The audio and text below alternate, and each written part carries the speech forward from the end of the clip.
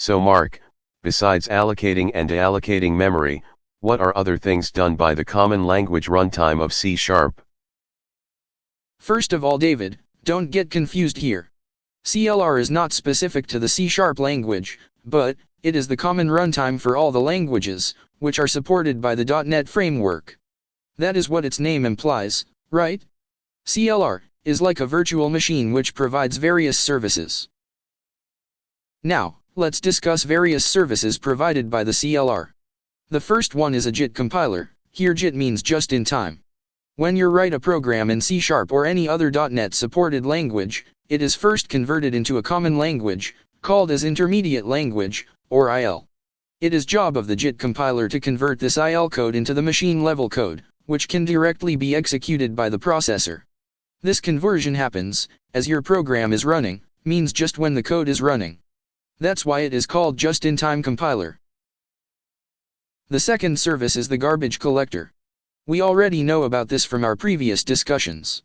When your program runs, variables declared in your code occupy some memory. When the lifetime of some of the variables is finished, means when they are no longer used, or referenced, in the further program, they can be treated as garbage. If we do not reclaim the memory occupied by the garbage, then new variables would require additional memory space, and after some time, the system may go out of memory. So, it is job of garbage collector to reclaim the memory area occupied by the garbage, and make it available for future use.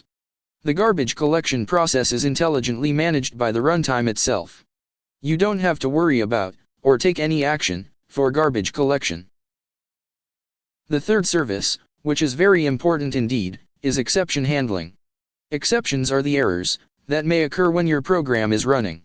For example, if your program wants to open and read a file, but the user running the program do not have permissions to access that file, which results in access denied error.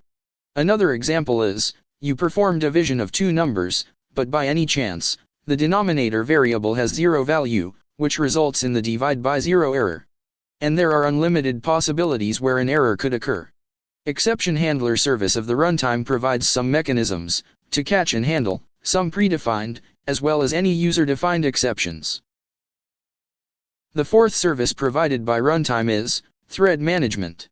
You may write C# program, which starts multiple threads. All these threads will run in parallel. Thread management is responsibility taken by the runtime. Last, but not the least, type safety is provided by the runtime.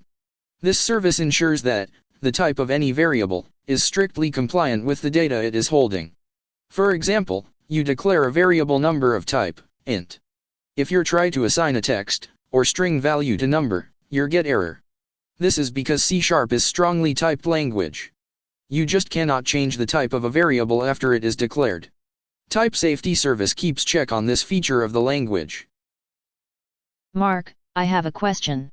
What if, as a developer, I want to do some tasks where I would manage the memory allocation and release myself? Is it possible? Yes, Zira, it is possible. Such code is called unmanaged code, because it is not managed by the CLR. When writing unmanaged code, the programmer is responsible for the memory management. There are very few scenarios where you would require to write unmanaged code though.